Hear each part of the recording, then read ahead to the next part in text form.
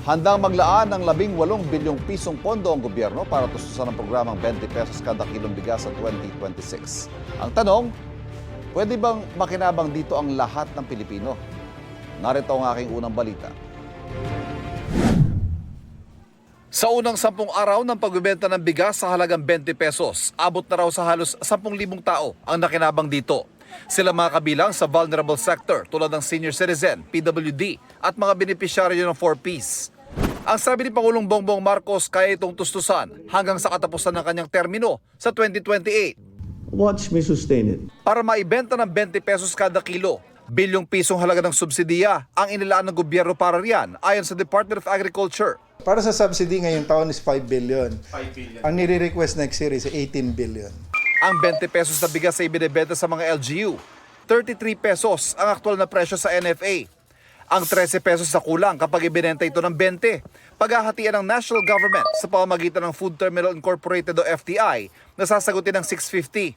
650 din ang sagot naman ng lokal na pamahalaan. Para naman sa mga ibinibenta sa mga kadiwa store, bahagyang mas mababa ang bili ng FTI mula sa NFA, 29 pesos kada kilo.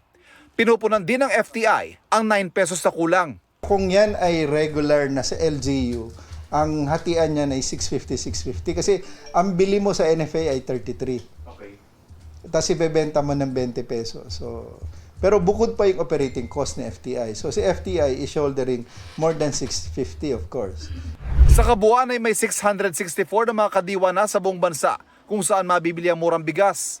Patuloy pa raw itong daragdagan hanggang sa maabot ang target na 60 milyong Pilipinong makikinabang nito. Kasunod ng mga vulnerable sector, sisimulan na rin ngayong buwan ang pagbebenta ng benting bigas sa tinatayang 120,000 na minimum wage earner sa buong bansa.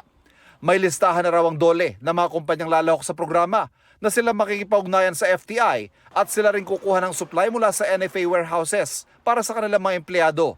Rekta na sila doon sa company nila, which is the better option. Kasi nga kung pipila pa sila sa kadiwa, paano malalaman ni kadiwa na sila ay minimum wage earner? Nauna rito, inanunsyo rin ng DSWD na susuplayan ng murang bigas ang mga lugar kung saan gumugulong ang kanilang walang gutom program.